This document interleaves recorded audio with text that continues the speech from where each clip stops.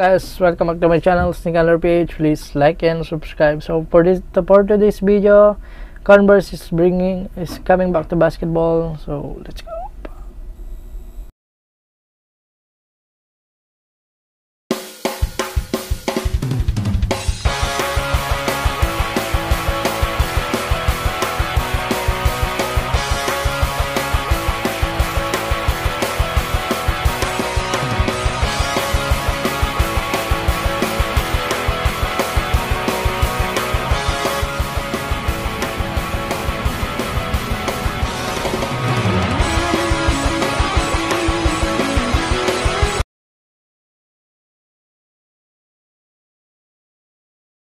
Nagbabalik.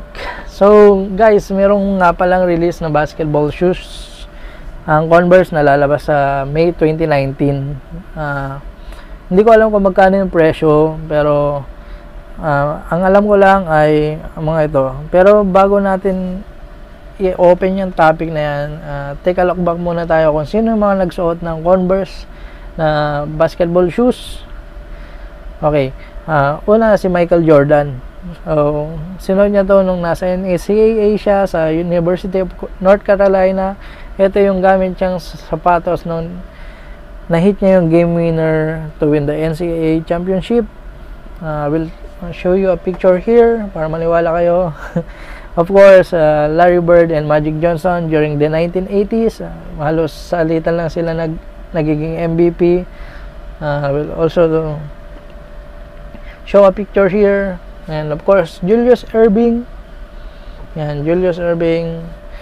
And in recent memory, ngayon retired na siya. Nagsimula siya sa Converse. Si Dwayne Wade hanggang hindi ko alam kung ilang basketball shoes, 1, 2, 3, and 4. Then, yan.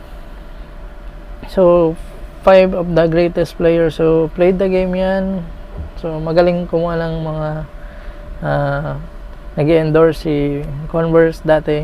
So now they're coming back, and ang endorser nila is Kelly Oubre of the Phoenix Suns, dating Washington Wizards, trinade sa Suns, yun. Then anong meron sa Converse na basketball shoes? So meron siyang quad fit mesh technology. Quad fit mesh technology ay hindi na bago sa Nike. Ginagamit na nila ito sa soccer cleats or sa mga soccer na pang sapatos. Ang description ng quad fit technology is it stretches in all four directions, so forward, back, medial, and lateral side.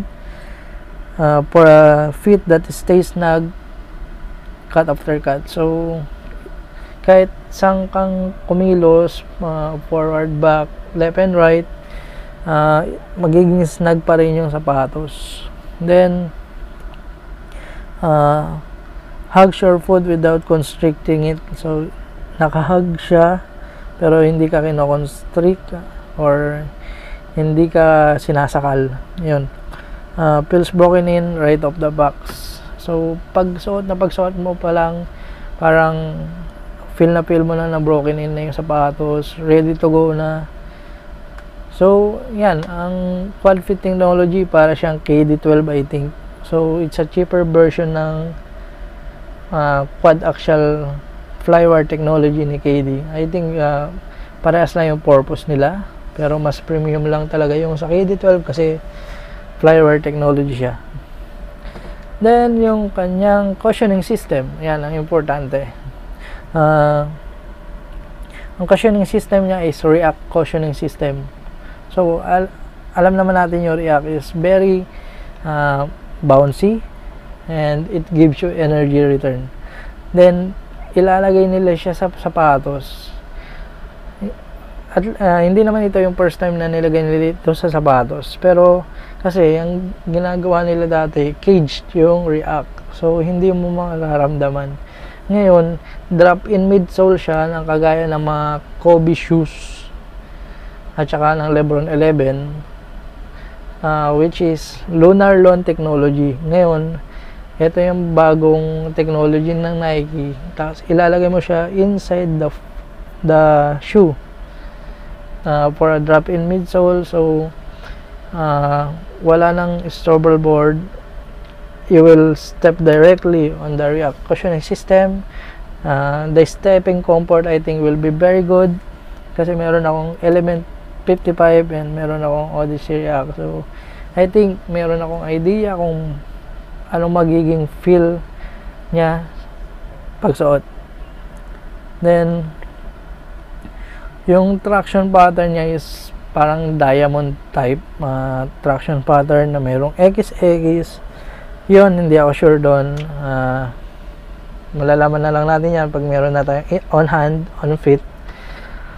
Then I think hindi magiging durable yung traction pattern kasi translucent outsole siya. So alam naman natin pag translucent yung outsole ay madali siyang mapudpud or malambot siya, pero sabi ko naman sa inyo, hindi natin alam yan hanggat hindi natin nahahawakan, nasusuot o naipanlalaro yung sapatos. So yan, I will show you the detailed pictures here para malaman nyo.